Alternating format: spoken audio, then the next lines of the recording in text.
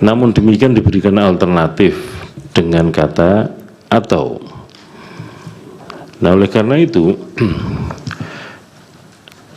ketika KPU menerima pendaftaran bakal calon menggunakan peraturan KPU nomor 19 ya, tahun 2023, ketentuan tentang syarat umur itu tidak ada perubahan.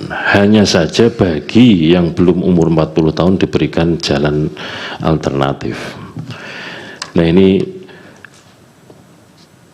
dalam pandangan saudara ahli tadi yang berkali-kali menyatakan KPU salah menafsirkan, ya.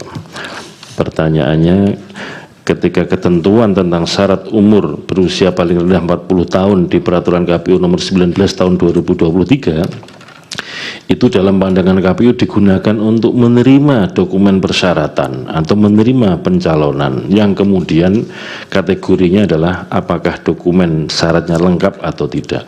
Yang kedua, untuk memutuskan apakah memenuhi syarat atau tidak, yang bagian akhir itu ditetapkan pada tanggal 13 November 2023 dan peraturan KPU sebagai perubahannya itu diundangkan pada tanggal 3 November 2023. Artinya sudah menggunakan ketentuan yang dilakukan perubahan menyesuaikan norma di dalam pertanyaannya Bapak, pertanyaan Bapak. Ya, pertanyaan saya, karena ahli tadi mengatakan bahwa KPU salah prosedur, pertanyaan ya, saya nanti Bapak kan punya prosedur? Ahli, punya saksi juga bisa untuk mengkanter itu kalau tidak benar. Ya, karena beliau menyatakan itu kan saya bertanya. Yang kedua, di dalam Undang-Undang Pemilu pasal 227 berkaitan dengan dokumen persyaratan yang harus disampaikan kepada KPU itu ditentukan bahwa salah satunya adalah surat keterangan kesehatan dari rumah sakit pemerintah yang ditunjuk oleh KPU. Ini menurut undang-undang. Kemudian itu pun dirujuk kembali di dalam PKPU nomor 19 tahun 2020. Ya, kita kembali ke Pak Sulaiman. Pak Sulaiman tadi menarik ya, disinggung mengenai prosedur KPU begitu, yang kemudian ini dinilai ada beberapa hal yang dianggap tidak on track begitu. Kalau dari pandangan Pak Sulaiman sendiri seperti apa? Iya, ini memang jelas juga kalau kita lihat putusan DKPP. Jadi putusan DKPP itu mengatakan bahwa KPU, Komisioner KPU telah melakukan tindakan-tindakan yang tidak sesuai dengan tata kelola pemilu gitu ya. Dan untuk itu sudah diberikan sanksi peringatan berat gitu ya. Nah, tapi kita juga tidak melihat DKPP mengatakan bahwa pencalonan itu tidak sah gitu loh. Nah, jadi memang itu keliru dan kita hormati putusan DKPP dan sudah diberikan sanksi. Tetapi atas pencalonan dari pasangan calon 02 sendiri nggak ada persoalan menurut putusan DKPP gitu.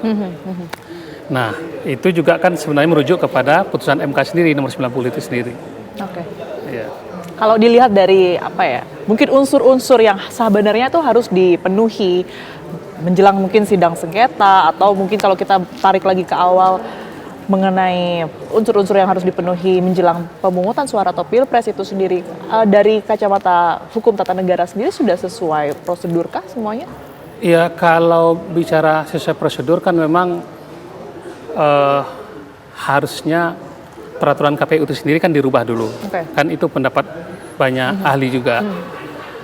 Dan karena dia tidak merubah, maka DKPP memberikan sanksi itu kan, teguran dan sanksi. Nah, itu seyogyanya memang harus dirubah dulu. Tapi kemudian pada saya ikuti betul waktu ditanya Ketua KPU kenapa tidak dirubah dulu PMK nomor 19, dia bilang kita menjalankan undang-undang, toh nanti bisa dirubah. Toh bukan, putusan MK nomor 90, kita menjalankan itu dan itu sudah final binding gitu loh. Nah, jadi ketika kemudian secara prosedural itu tidak dilakukan, ya memang ada persoalan di situ. Tetapi secara keseluruhan, toh pencalonannya kemudian diterima kan gitu. Dan kemudian sampai kepada proses pemilihan lah gitu. Nah, tapi memang ada catatan di situ menurut saya. Oke, tapi kalau kita berbicara mengenai keperluan atau unsur-unsur yang harus dipenuhi dalam sidang sengketa ini, apakah semuanya juga sudah sesuai kalau menurut Pak Sulaiman sendiri? Nah, itu kan didalilkan oleh para pemohon Ya. bahwa ada cacat prosedur. Nah, kalau bicara cacat prosedur pasangan ini, itu sudah terjawab semuanya. Antara lain ketika pengambilan nomor, ketika debat, itu ada 6 sesi ya. Itu kan tidak ada komplain, tidak ada keberatan dari paslon 1, paslon 2. Oke. Itu yang disebut dengan silent concern ya, penerimaan dan persetujuan diam-diam, tidak ada keberatan gitu. Nah, yang kedua, kenapa nggak dipilih misalnya untuk mengajukan gugatan tun gitu. Nah, saya tidak mendengar ada gugatan tun terhadap penetapan paslon 02 itu sebagai capres-cawapres untuk 2024 itu. Padahal itu peluang sebenarnya. Dan tun akan melihat betul bahwa itu, Apa yang bisa dilakukan dengan gugatan tun itu? kalau gugatan tun kan artinya keputusan tun itu menyalahi ketentuan undang-undang Oke. gitu ya. Aha. Nah, kan dalam undang-undang pemilu mengatakan harus dirubah dulu peraturan teknisnya, ini tidak dirubah. Sehingga ada peluang sebenarnya waktu itu penetapan itu untuk kemudian dibatalkan. Apa pertimbangannya untuk mungkin tidak dilakukan?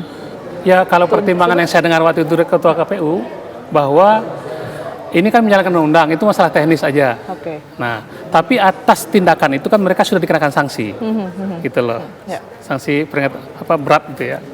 Nah, itu jadi persoalannya itu tadi, kenapa tidak digunakan hak untuk mengajukan gugatan ke tun supaya dibatalkan pencalonan pasangan nomor 2 karena cacat prosedur. Jadi ini udah lancung istilahnya, udah kelewat kan gitu. Nah, dipersoalkan ketika udah kalah kan. Ya. Nah, ini kan menggelitik juga. Seandainya yang menang 01 misalnya, apakah ini akan dimajukan juga ke MK? Saya nggak yakin gitu. Atau 03 menang, apakah persoalan prosedur ini yang dianggap cacat, misalnya akan dimunculkan juga gitu. Oke. Kalau kita melihat jalannya sidang pada hari ini kan ini masih mendengar dari saksi, ahli maupun juga fakta. Nanti untuk kedepannya ini seperti apa? Karena kan mungkin masyarakat juga banyak yang awam ya Pak ya berkaitan dengan jalannya sidang sengketa ini sendiri. Tahapan setelah ini? Ya, yang jelas kan ini seluruh saksi-saksi akan dihadirkan. Ya.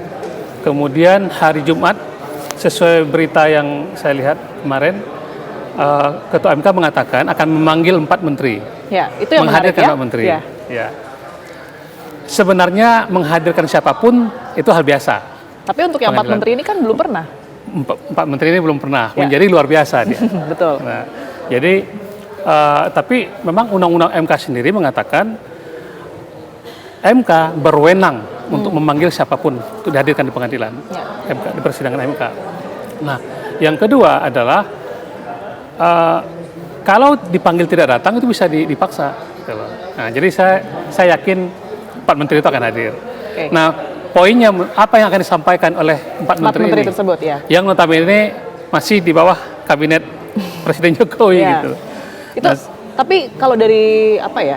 Dari sisi pengadilan atau hukum tata negara sendiri masih sesuai dengan aturan ya. Oh, iya, Ketika masih iya. menjabat sebagai menteri kemudian dihadirkan sebagai saksi Oh iya, dalam permasalahan seperti itu ini. jelas itu pasal 11. Oke. MK berwenang memanggil pejabat negara, pejabat pemerintah, warga negara. Itu memang pengadilan begitu. Oke. Nggak bisa karena alasan menjabat, ya dan- karena tidak ada imunitas kan. Nah, gitu. Kalau dilihat dari signifikansinya Pak Sulaiman, ini seperti apa dengan pemanggilan 4 menteri ini? Apakah akan mempengaruhi hasil dari Pilpres kemarin? Kalau Bisakah dari suara 4 menteri ini? Kalau dari sisi signifikan, ya kembali ada 2 perspektif. Oke. Ya, kalau perspektif pemohon, pemohon kan akan mencoba menggali keterangan yang akan menguntungkan permohonannya, memperkuat dalil-dalil dia kan gitu. Tapi kalau melihat posisi para menteri ini yang notabene adalah bagian dari pemerintahan, kan bisa jadi menteri mengatakan bahwa ya itu sesuai dengan peraturan, itu sesuai dengan tupoksi, itu ada undang-undangnya, ini sudah dibahas di DPR. Artinya kan sama saja. Ya, berdasarkan- bisa jadi ini malah melemahkan dalil dari pemohon sendiri, Dari bisa pemohon, jadi gitu. oke. Ya. Hasilnya Nah, tidak ini merubah apapun nggak begitu berubah ya? apapun gitu loh. Oke. Nah, tapi intinya kan Dalam hal ini yang paling penting adalah majelis atau mahkamah itu ingin mendengar sebanyak mungkin keterangan, melihat persesuaian antara keterangan saksi satu dengan yang lain, persesuaian antara keterangan para saksi itu dengan bukti-bukti pendukung. Ya. Nah, Baik. mau enggak? Baik, kita akan lanjutkan tentunya ya Pak ya perbincangan karena saat ini sidang sengketa Pilpres 2024 juga masih berlangsung. Tetaplah bersama kami pemirsa di Breaking News TV One.